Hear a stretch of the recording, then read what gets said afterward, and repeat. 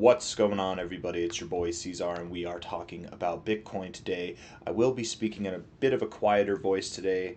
Hopefully the mic picks it up just fine, only because my little baby girl is sleeping in the room next door, and I don't want to wake her up. 64.2K is the price, more or less. And here we are at about 10 and a half hours left in the day. Hit that like button, subscribe. Thank you all for being here, and let's get into it, okay? Bitcoin. It's interesting that not only has it been consolidating since June, right? Exactly as we've expected it to. Every pump will get dumped into, and so on, right? This is more or less the exact price action we've expected, but also the fact that we've been here, even with the breakout, we're still in the same area that we've been since February. Don't get me wrong. 83K to 57K, that was a tremendous drop. That was a tremendous effort, absolutely. But still, it's crazy that we've just been in this area. Oh man, I hope I didn't wake her up. It's my cat. Yeah, it's my cat. Okay. Cats sound like babies too. Hi, Mufasa. He is a little baby. Come here, buddy. My cats, man. I love my cats. I brag about them all the time. I'm going to brag about them now. You know how they say, why have a cat when you could have a dog? Cats don't show affection. My cats show affection. When I call them, they come to me. I've come to find that anybody who thinks, look at this guy. Look at this guy. He's glorious. His name's Mufasa. Oh, he's a big boy too. They're two brothers. I got two cats.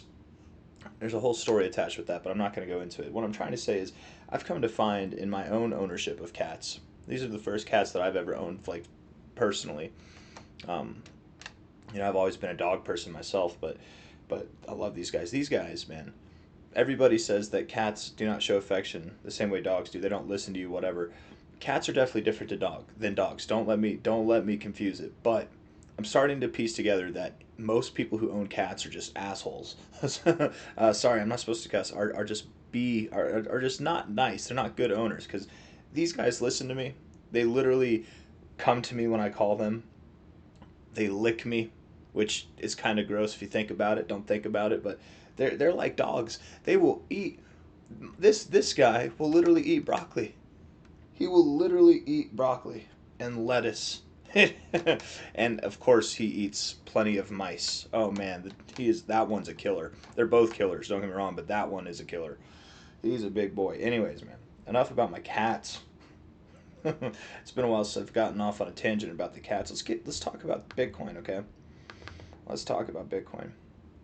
Oh, he's a good boy. He hates being manhandled, though. He doesn't like being picked up. The other one loves being coddled and picked up. Rafiki, he loves it, but this one, he's not so big on that. Anyways, daily time frame, lower lows in the price, higher lows in the RSI, bullish divergence, we're moving up. Stochastics look all right. The MACD's moving up, nice. 1 hour time frame here. Looking at the 1 hour, we do have a bit of neutral price action going on. It's Saturday, okay? It's Saturday. Moving sideways with low volume, that's what we do. Let's jump back to the last time we had really low volume. Wouldn't you know it, this was on Saturday, and we just moved sideways. And I mean, we moved up a little bit, but Bitcoin's been very tricky here, you guys. It's been very tricky. I mean, look at this. Look at this. It looks like a head and shoulders pattern. He still broke out to the upside, but then you also sent it down to where that original head and shoulders pattern measure move would have taken you, and then sent it back up. I mean, this thing's been very tricky. So the fact that we've moved up here, we're seeing this consolidation. I wouldn't be surprised if we were in some type of a bull flag and then we break out and move higher. It might be volatile on the way up, though. We could break out and then break back down, and then we send it to that original expected area. I do believe Bitcoin's going to continue moving higher. We look at the RSI, bullish on the 1 hour. Stochastics are definitely bullish here, finding support where we found support before, and the MACD. The MACD's turning around a little bit here, in a good way. It was building bearish momentum. You were building bearish momentum for a while. Now we're starting to stave that off. See if we can get that cross, maybe a bounce off the zero. Probably consolidate over the weekend, as we usually do. I say usually, but the past handful of weekends, actually, the past more than few, we've had either semi-significant movements up or down. I'd rather us just move sideways. If we move up, we'll probably move down during the next week. If we move down, we'll move up during the next week. 4 hour time frame, the RSI looks bullish here. The reason why it looks bullish is for a few reasons. Okay, first and foremost, higher lows, higher highs, nice, not bad. Second, You are getting overbought. You're not getting oversold. You once were getting oversold, and then you started rejecting it. Now you're not getting oversold at all, but you are getting overbought where before you were not getting overbought. So the tide is shifting, and you can literally see it shifting, higher lows, higher highs, that whole shebang. Here you rejected your overbought zone, but your rejection, notice how here when you rejected your oversold zone, this is what you did. If you can find support in this area, or even at least at the 50s, as long as you maintain these higher lows, really, and you come back up here, this looks really good. And the fact that you stopped here gives you a chance. The 60 is definitely an area that you can find support at. That's where you are. Move back up to the overbought zone. I mean, maybe we do see an upward movement this weekend. I'm expecting sideways boring, but if we do move up above 65K, we'll probably come back down to these prices or lower. If we move below 63K, we'll probably come back up to these prices or lower. I'm not expecting too much excitement to happen.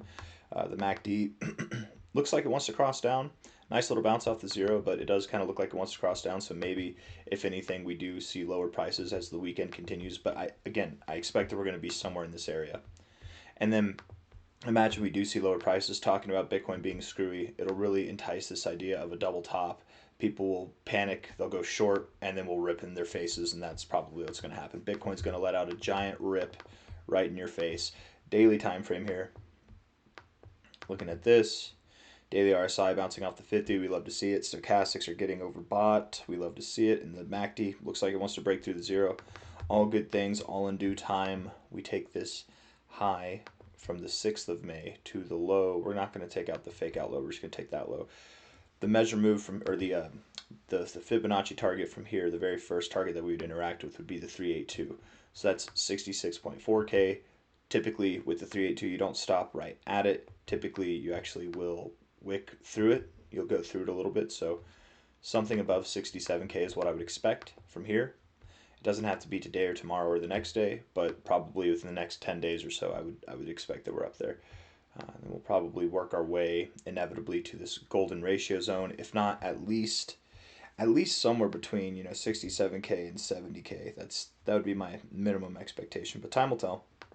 I don't have anything else to say.